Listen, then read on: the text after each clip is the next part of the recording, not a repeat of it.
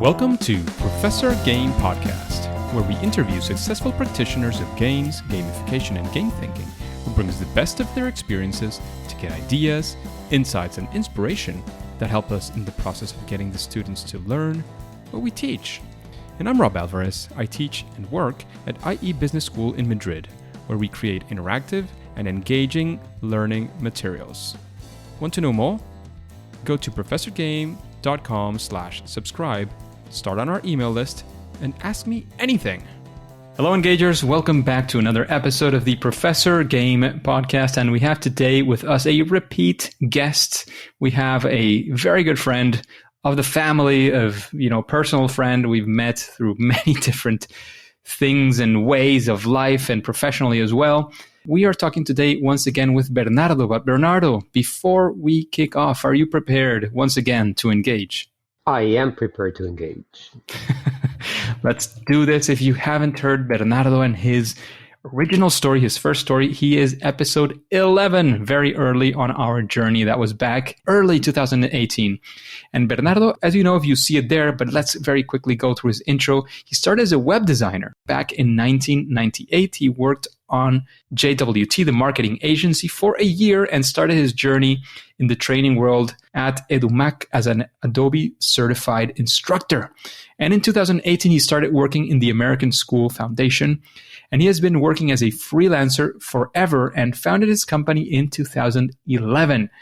In 2011, he was introduced by a student to the concept of gamification, and since then, all his classes were gamified. He used this opportunity to develop BLUErabbit as a platform to gamify education and increase the engagement in any teaching environment, and he was awarded the Outstanding Gamification Software of Gamification Europe in 2017. That was right before our first episode, and that person who you heard in the background is part of the news that that Bernardo is probably going to be updating us today. So Bernardo, did I miss anything? Is there something else that you would like to mention before we kick off?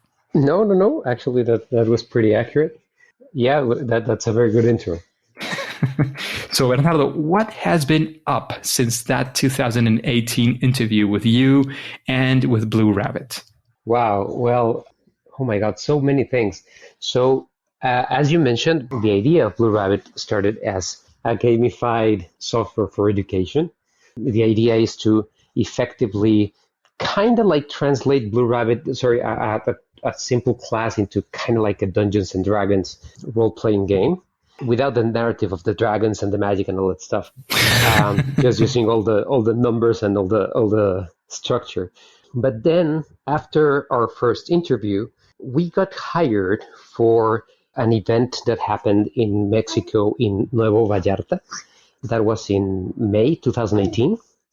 And suddenly, when they called us in, we were like, well, yeah, we could use a platform for this.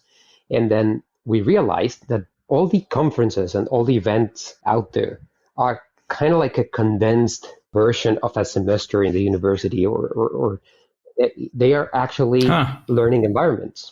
So I decided to kind of like start exploring that area. And well, now our main revenue comes from there, from gamifying events and gamifying everything that's involved in any sort of learning environment, because we've now grown into corporate training, into online training, classical education, and also we have these great events on our portfolio. Since then, we've worked with gamified events for Microsoft. We've made gamified events for at least 6 other different clients. Microsoft was a huge client of us. We gamified up to 7 events in over a year. And nice. We've gamified GamiCon, the gamification conference here in the United States, and Gamification Europe was also gamified by BLUErabbit in 2019. So yeah, we've been doing a lot. What I wanted to be clear is we haven't moved away from learning as much as we may have thought, because essentially what we do is that we improve the learning experience for the players. So we kind of find the way for them to actually feel the progression of their process in learning. And that's how BLUErabbit has been helping learners get better and do better for almost the past 3.5 years. Yeah. Nice. So going from, a fully gamified education, mostly experience for education, you sort of stumbled into events organization as well. And that's something that you've been doing ever since, right? Yes, exactly. Fantastic. And Bernardo, talking about that, going a little bit deeper, you mentioned as well, I know you are from Mexico. In fact, I visited you in Mexico in one of my travels. I know you moved as well. What happened there? Like you moved and maybe something else in the middle as well, in that sort of part of your personal life. If you want to mention it. So my wife got promoted and we had the opportunity to move to Miami. So right now we're based in Miami. And we've been parents for the past fantastic 8 months and 1 week. And yes, the background noises that you may hear are our beautiful Hannah playing in my arms when she's holding her toys or anything and whatever she can grab, because apparently everything in the world is a toy to her. So of course. Yeah. And yeah. So yeah, that's we're now in the US, based in the US, and we're just moving forward with everything. That sounds great. And not only, you moved, definitely. There was I'm guessing a completely voluntary move going from Mexico to the US. But I think it's very interesting to highlight there that, I don't think that your business changed much because of that move. And it also is giving you the opportunity of holding Hannah, what is it right now? Like 1:40 p.m. over there, and you're holding your daughter in your arms and still, doing the work you love and so on. So I think, well, correct me if I'm wrong. I don't know. Is that accurate? That is accurate. Actually, we are fortunate enough to be able to work in gamification, develop the platform, develop our clients. Most of our clients are not based in Mexico, actually, forever. Now that I come to think of it, we did get a couple of schools who were very interested, a couple of clients over there, but most of our clients are outside, are in Europe, in South Africa, here in the States, in Canada. We even got a couple in Latin America. But yeah, so fortunately, we have been able to keep doing business literally as usual without any additional setup or settings, because fortunately, we've been able to gamify all of our clients remotely. What's also very, very interesting, once the pandemic hit, exactly when it hit, we were supposed to go to Vancouver to gamify our biggest event with Microsoft, and then they canceled last minute.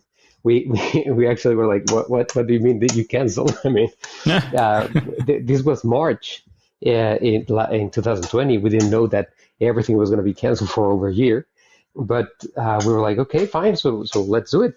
And then a month and a half later, they were like, hey, can you gamify this online? And I'm like, yeah, absolutely, we can do it. So we've been working like that for the past 1.5 years. No issues encountered on deploying BLUErabbit anywhere, and I do think that we're very, very fortunate to be able to keep doing that. Absolutely, that sounds great, and it's pre-pandemic in your case. Like you were already working remotely even before this whole thing hit. So you were fortunate enough to be within that group of people who were already on that train, so to speak, and that's absolutely great. And you've been talking about, how it's been used in education, in learning, corporate, formal education. Is there a way you would say, like, how can we get the best out of BLUErabbit? Like, are there a series of recommendations? How do you do that? If I told you, like, I want to get the best out of it and get the best thing, and you forget about, I'm not giving you any limits on project. Like, what would that ideal project sort of look like? Well, so the way I see it, you're going to get the most out of it when you get your learners, whoever they may be, whether it's a corporate training, whether it's a classroom, or it's an online course or whatever, when they are able to see the progress as they build it. So here are a couple of tips on how you can use BLUErabbit nowadays, because obviously from 2000, from that episode 11 to today, that's 3 years of development of new features. And I know that the podcast is about half an hour, and we would need like about 30 hours to just go through everything. So instead of that, I would tell you, you can do almost any gamified idea you have on another platform, you can build it here. So an example is how to create, a lot of people ask me how to create escape rooms. So all you would have to do is create a series of achievements within BLUErabbit, and then you hide the magic words for those achievements behind clues. And those clues can be earned in different ways, maybe solving quizzes, maybe solving quests, maybe answering questions of the teacher directly over a webinar. I don't know. So you use BLUErabbit to support your learning environment rather than thinking that it's thinking outside the box with it. Because normally, if you have an e-learning platform, the player has to go there and it has to follow a video. And once they finish to watching the video, they have to answer a quiz or something. But you're not expecting the player to actually go to class and then use that information to solve something else. And that's where BLUErabbit comes in play. Last year, we did a couple of great examples, which I'll talk about in a minute. But we were able to demonstrate how certain constraints will allow you to increase learning in an insane percentage. It's so effective to add a couple of rules where players can see how they progress that you won't believe the results. And we actually want to present the results of this project in GamiCon later this year. Nice. Where we will be able, when I was talking to PhD last week, she was telling me, hey, you should present this as a use case because this is publishing material. And we're working on building up the entire case. But what you can do with BLUErabbit is explode the entire potential of the players. So just think about this for a second. What we did is a scavenger hunt, okay? And the scavenger hunt required you to solve quizzes. But at the beginning, the quizzes were completely open. So one of the things I always ask educators out there is, if you can show me where on Earth and the entire planet says that a learner or a player or a student can only present a test once. If you show that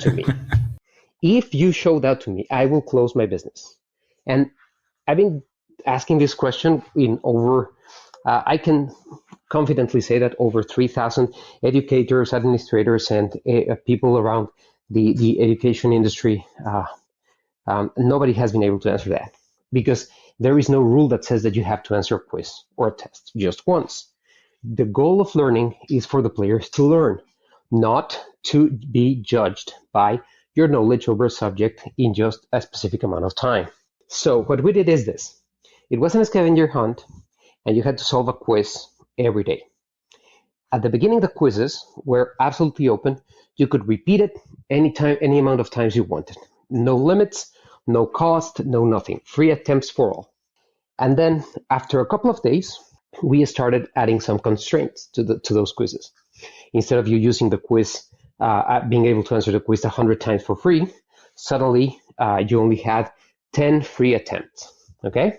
After the 10th attempt, every other attempt would cost you 50 coins. Then, after a couple more days, we started reducing the amount of free attempts all the way down to one free attempt. And then every additional attempt would cost you 50 coins, right? We didn't increase the cost at all. We just reduced the amount of free attempts. The effect of what we had, this was over a period of 30 days. And for the last 7 days, every single quiz had only one free attempt. So at the beginning, you would have players attempting randomly up to 70 times a 3-question quiz, trying to figure out what was the right answer. The answers are always randomized. The order changes. We didn't even have more than 5 different questions. So you would see a mix of 3 out of 5 questions every time you would attempt it, and all the options were scrambled. And people would attempt it up to 70 times. That's 70, just to try and guess it the right, instead of actually reading the questions.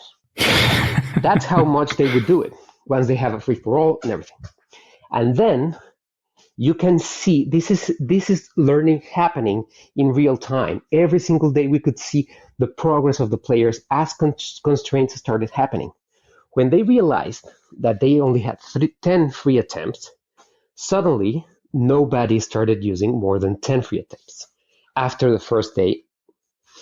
Then the next thing that happened is that instead of reaching the 10 or the maximum number of free attempts, suddenly they started only using 2 or 3, all the way down to having 100% accuracy on that last week, where they would take seriously every single attempt and not spend any of their coins. Because what we were doing for the leaderboard is that regardless of your level or your experience points, you would be also measured by the amount of coins. That's kind of like the second measurement on the system. So you would go first place, X amount of experience points, second place, X amount of coins, right? So if two players would have the same amount of experience points, the second measurement is are your coins, so you don't want to lose anything, because then you would lose the first place. So it turns out that players were so focused on not losing their coins that then suddenly they had 100% accuracy. So it was really hard to measure at the end.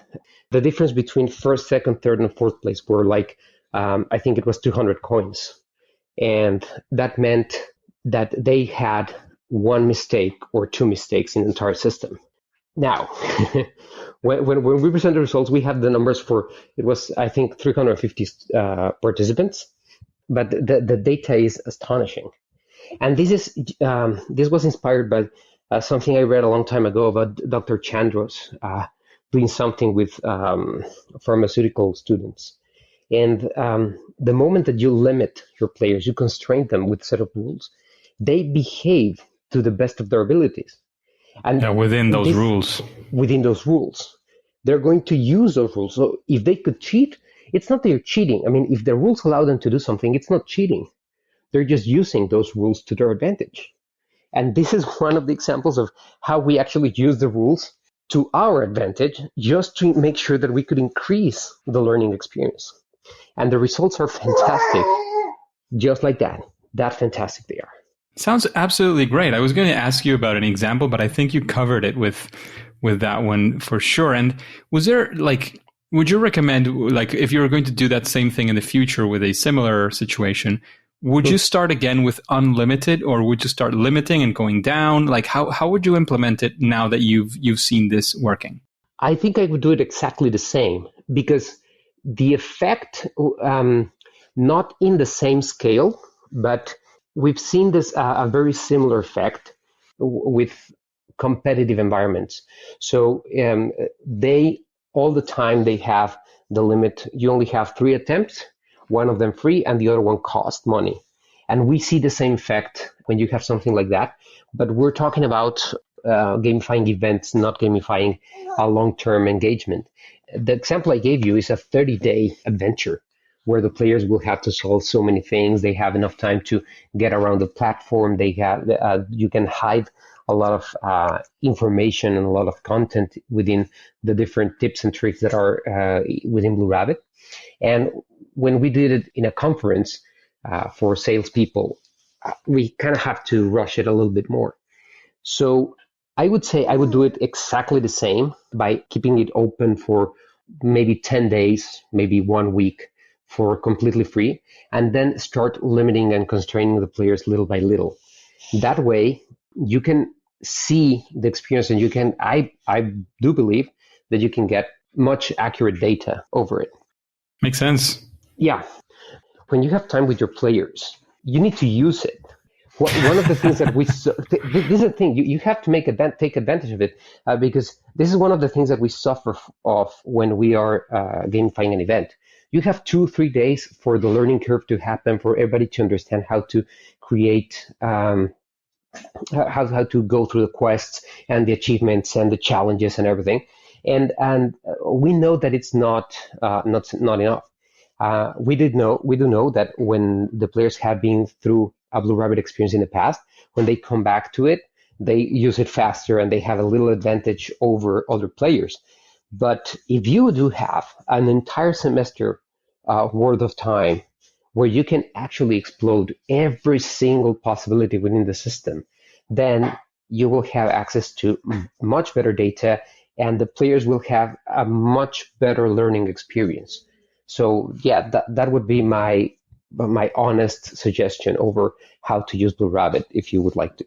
Sounds great. Sounds great. That's a very good recommendation, a very good example as well. Especially, it seems that it was focused a little bit on collecting data as well, which is always fantastic especially for many academics. We're looking at this as an experience. And I don't know, you might want to look into that as well, doing some research, as you were mentioning with that PhD. Yep. That's definitely very valuable when I conduct my workshops with EFMD. It has usually plenty of professors. So professors are researchers very often, and they're always asking for pieces of research. And probably because I am not a researcher, I don't have too many of those pieces. I don't look them up very often. I know I should, and I'm saying this as maybe as a reminder because I'll be conducting another one apparently in September.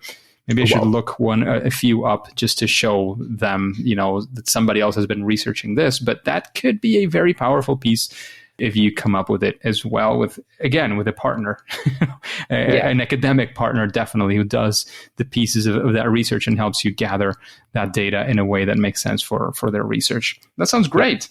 And we were talking about, that great example. We talked about how to do it great. What's in the horizon for BLUErabbit? Because I know, companies and gamification is constantly evolving and growing.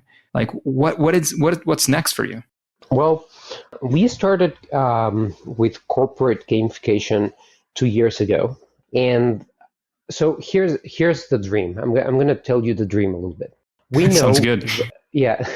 So we know that BLUErabbit is an outstanding tool for learning. We know that the traditional classroom seriously needs to disappear and evolve into what we know, not exactly obviously what BLUErabbit does, but what BLUErabbit engages and how BLUErabbit makes players feel and how they feel valued in their learning and in their how to feel valued in your learning, not in your knowledge, which is kind of like the entire problem I see with education. That they like measuring knowledge, they don't like measuring learning because you cannot measure learning.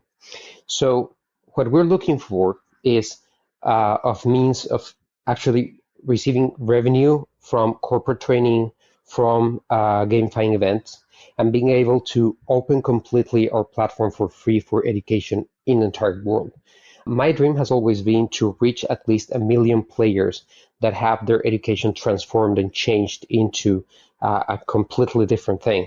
I've always hated the way teachers and the traditional education forces a player to feel after failing a class or after even making one mistake in a test. You should not be judged that way for not knowing something that is perfectly easy to know with a Google search or before you actually hit the button on the rocket, So everybody learns the same way. You have to make mistakes to learn from that. And our horizons shows that at least for the next couple of years, we keep growing. We actually had even during the pandemic, we had a better year 2020 than it was 2019. So our horizon keeps showing that it's going to keep growing. So far, we plan on keep gamifying corporate training and our events as to the best of our abilities. And as we open more market, as we gain access to more and more clients, we will open it more for education so that all educators out there who are listening to you right now, you can feel confident. Go to BLUErabbit, create an account for free, and no one's going to charge you for it. And you can start gamifying your classes with your players. We don't even care what email you use. We don't even care if your players have real names or not. We don't use personal data. All we want is for you to have your players know that they can actually experience learning in a completely different way. So that's what looks in the horizon for us. We really want to grow into a position where education gets gamified for free, and corporate training and everybody else are able to support that, so that when you get out of school, instead of have been judged for the past 25 years, you were encouraged to learn and to be creative. And that way, the next person in the next business or the next person you hire is going to be happy to join you and make sure that your company grows and learns and make no mistake. I'm not trying to create people who fail over and over again and feel like failure, right? Because a lot of people think, oh, so you want people to fail and to feel like failure and failure is okay. No. Don't get me wrong. You need people to fail at something so that you can learn, as Ann Koppen stated, right? Fail is the first attempt in learning. So Yes. this is the point. You want people to keep trying over things, keep being able to, okay, I made a mistake, so I can fix it. You don't want people to make a mistake that cannot be fixed. You want people to make sure that they can make mistakes in a safe environment and then go outside and say, no, we don't do it that way because that would be a mistake. You don't want airplanes to be 99% accurate. That would mean 1,000 crashes of airplanes every single day. So we really need people who can fail safely, who can feel confident enough about it, and feel curious and encouraged to learn so much and stop feeling judged for knowing stuff. So that's my very personal dream. I don't know. Sounds great. It sounds great and very inspiring as well. Hopefully, we will be arriving to that. But I do know, and you mentioned this in the pre-interview chat, that maybe you're going to have some sort of special link for some of the engagers to check it out, maybe to use it in their classes. What is that? Maybe, I don't know if you already have it already set up. How's that going to look like? What can we find there? Or are you just going to leave us with the mystery of just going there and finding out? I'm going to leave you with the mystery of just going there and finding out. What I can tell you right now is if you go to bluerabbit.io/Professor Game, all lower caps, you will find something there that will help you out. So you will find, I don't know, maybe tips and tricks. Maybe you will find a small video of me shouting. I don't know. You will find something for absolutely sure. Now, I am sorry if you have headphones when you hear me shout. That you will definitely find something interesting there. All right. Make sure that you go there after you listen to the podcast. I will ensure that you will not regret coming there. That sounds like a very nice way of continuing that engagement and maybe using this in future endeavors as well. So going to bluerabbit.io/Professor Game, all one word. Is that correct? All one word, all lower caps. Yes. Sounds great. So lowercase, not lower caps. Lowercase, yeah. Yes. But yeah, I'm for sorry, sure. My English and my Spanish get in the middle and then suddenly I start saying words. Yeah, it happens. Where I work, it's always Spanglish. So, words get mixed up. That's part of the way things go. So thank you once again, Bernardo, for dedicating this time, sharing your time with not just us and also with Hannah, your daughter, giving a few shout outs during the episode, telling, I'm here as well. Don't leave me out of this. I'm going to be listening to this in the future as well. However, I don't know if there's anything else you want to do before we take off. Well, I really just want to encourage anybody who has started some sort of gamified project, especially on education. This has been the best decision in my life, 100%. Everything else that has come out of it right after I decided to gamify my classes has been an incredible adventure. It is a learning adventure, it's a growing adventure, it's an everything adventure. So do not hesitate about it. It's going to be hard at the beginning because your skills may not be top notch. And maybe you're looking at some examples of people who have been doing this for a couple of years, or maybe even a couple of weeks before you, or some of them are professional graphic designers, or they have $1 million of budget. Do not get discouraged. The content of your adventure, of whatever you create, is absolutely 100 million times better than anything else any learning environment has ever done before. So do not hesitate. Create your gamified learning environment today. And I can guarantee you, I created BLUErabbit with the sole purpose of making that journey easier for you. So if you need help from someone who has been scared to the death in front of 120 students, not knowing what to do when they consumed the supposed 60 hours of training in 20, trust me, I will help you. I am here to help you. I can give you tips, tricks, jumps, hoops, and everything. And BLUErabbit exists for that reason, to make sure that you can also do it without all the fuss and all the hard work that it took years and years of experience. Sounds great. Thank you once again, Bernardo, for all this time, for that great advice that you were giving away. However, at least for now and for today, it is time to say that it's game over. Hey, Engagers, thank you for listening to Professor Game Podcast. And if you want more interviews with great guests like Bernardo, all you have to do is go to professorgame.com/subscribe and get started on our email list for free. That way we can be in contact. As you remember from last week, you can even be answering our survey. You can be giving us feedback, and we will be building new things, and you'll be the first to know of that opportunity that might come from Professor Game exactly for you. And of course, remember, before you go on to your next mission, subscribe or follow for free using your favorite podcast app and listen to the next episode of Professor Game. See you there.